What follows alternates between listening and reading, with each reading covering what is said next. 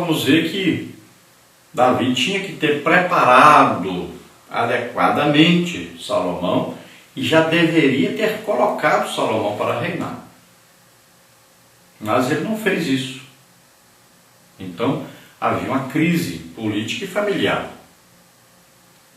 Agora então Deus vai entrar com a sua providência. Se Deus não entra com a providência trazendo a sabedoria para Salomão governar, aquele reino estava fadado ao fracasso. As tribos se dividiriam, quem sabe até outros países então invadiriam ali e fizessem o povo como escravos. Então havia uma crise. Deus entrou com a providência e resolveu isso dando uma inteligência, uma sabedoria para Salomão, para ele poder governar. Então, diante da fragilidade de Davi, Adonias intitulou-se rei. 1 Reis 1:5. Ao que tudo indica, ele era o primogênito, o primeiro na linha sucessória. Mas Deus escolhe quem ele quer. Davi também não era o primogênito, mas foi escolhido pelo Senhor para substituir Saul. O texto bíblico diz que Adonias nunca tinha sido contrariado por seu pai. 1 Reis 1:6. Parece que ele não foi disciplinado, por isso passou por cima de todos para conseguir aquilo que desejava. A falta de disciplina causa sérias crises no relacionamento familiar. Portanto, discipline seus filhos com amor e sabedoria. Então, com a morte de Absalão e com aí a falta de qualquer informação de outro irmão mais velho, Adonias aí parece que era agora o irmão mais velho. Então, ele se acha no direito então de assumir o reinado como era normal. Ele deveria assumir. Mas ele não prestou atenção numa coisa. Saul reinou, seus filhos tinham direito, mas não reinaram. Quem foi escolhido foi Davi, que não era filho de Saul, nem descendente de Saul, e nem era da tribo de Saul. Então Deus é quem escolhe. Mas Adonias poderia duvidar que fosse Salomão escolhido por causa da situação pecaminosa do seu pai. Então ele assumiu. Ele falou, eu sou o mais velho, agora quem tem que assumir é eu. Então ele assumiu.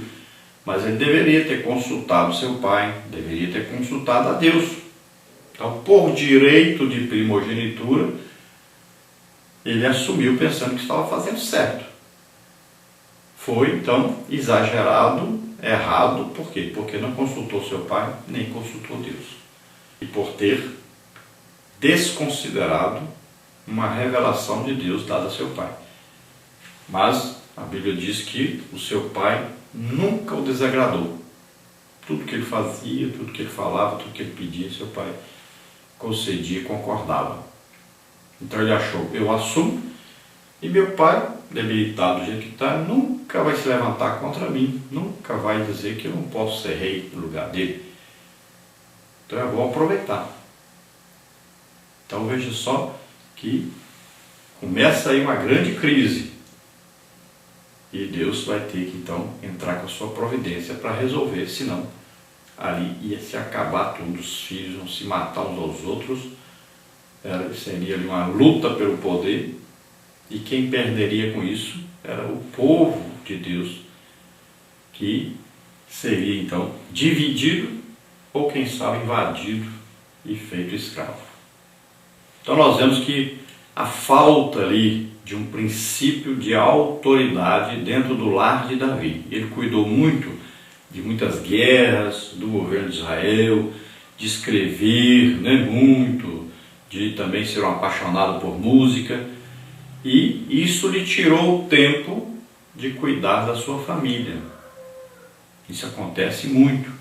Muita gente trabalha muito para Deus, mas se esquece que tem um lar, que tem uma família, que precisa educar essa família, que precisa existir um princípio de autoridade dentro da família.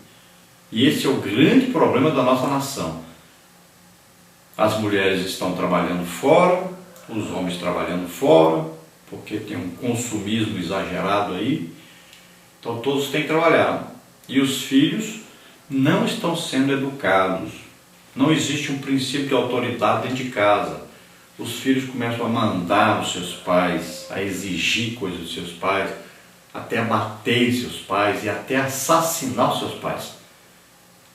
as esposas começam a ter uma autoridade maior do que o marido em casa, e aí acontece o quê? Os filhos não obedecem à mãe, não obedecem o pai, não obedecem o professor, não obedecem a polícia, não obedecem ninguém. Porque não existe um princípio de autoridade dentro de casa. E ali na família de Davi havia isso, havia um princípio ali de baderna. Davi atendia tudo que os filhos queriam, não educou corretamente, não disciplinou, não corrigiu quando foi necessário. E nós vemos aí o resultado, uma crise familiar, uma crise política, e isso quase que arrasa com um país inteiro.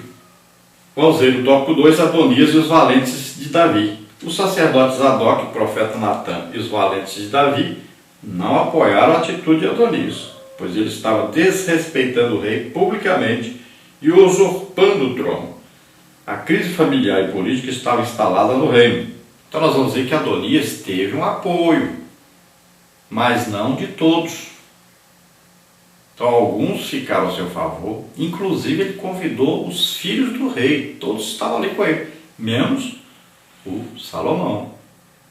Ele convidou todos para a festa.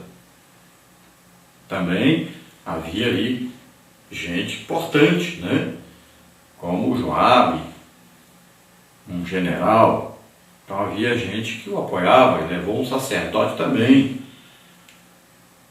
Então havia apoio, mas não dos principais. Os principais eram fiéis a Davi e só iriam tomar uma decisão quando Davi falasse. Então eles esperavam a decisão de Davi. Davi era o rei e tinham respeito deles, admiração deles. E eles sabiam que Davi tinha orientação de Deus. Então o mais importante ali naquela época agora era Natã, que era um profeta de Deus, que trazia a palavra de Deus, a vontade de Deus para eles. E Natã não foi à festa de Adonias, não apoiava Adonias. Natã sabia que Deus havia escolhido Salomão. Então veja aí, Natã como profeta não poderia se calar diante de tal situação. O profeta de Deus precisa ter compromisso com a verdade e a justiça e não compactuar com o erro, mesmo que isso lhe traga prejuízos. Natã foi até a mãe de Salomão e contou-lhe o que estava acontecendo. Isso nos mostra que Davi, em algum momento, já teria mencionado aos seus valentes que Salomão seria o seu sucessor. Então aí um verdadeiro homem de Deus, né, que um profeta de Deus, é um homem que não se corrompe. Ele poderia ir lá na festa de Adonias, conversar com Adonias, Adonias o apoiaria, o ajudaria, né, faria amizade, receberia dinheiro por isso, mas não, ele era um homem temente a Deus, fiel a Deus. Ainda que lhe custasse a vida, ele faria o que é certo. Ele seguiria as orientações de Deus. E ele sabia que o Salomão é que era o substituto do rei Davi. Então ele vai e procura a mãe de Salomão, Batseba. E ele vai ajudá-la, vai orientá-la no que fazer para que aquela situação fosse resolvida. Então ele vai mostrar ali a solução de Deus. Ele vai orientá-la para que Deus esteja no governo, para que a vontade de Deus seja feita. Vamos ver então o tópico 3, que diz a atitude de uma mãe em meio à crise. Batseba teve um papel importante na sucessão do rei. Ela tomou a atitude certa na hora certa. A mãe de Salomão foi até Davi e relata-lhe tudo o que estava acontecendo. Ao ouvir as notícias, Davi ordenou que Salomão fosse ungido rei. A tentativa de golpe de Adonias fracassou. Então, com a orientação do profeta Natã, Batseba vai a Davi e conta a ele então tudo o que estava acontecendo. Ela diz para ele, olha, o Adonias fez uma festa e disse que agora é rei. Então, Davi toma providência imediata, manda chamar Salomão. E quem é que pode ungir alguém rei? Olha lá, Saul foi ungido para ser rei. Então, o profeta Samuel.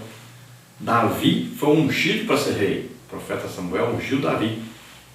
Então o próximo rei tinha que ser ungido também por profeta de Deus, para ser rei. E ali estava o profeta de Deus, que era Natã. Então Natã vai agora ungir Salomão como rei. Então a autoridade de Deus foi dada a Salomão. Já o Adonias não teve isso. Então, para os principais de Israel e para todo Israel, quem era rei era aquele que era ungido para ser rei, de acordo com a vontade de Deus, e o próprio rei deveria indicar quem é que é realmente o rei.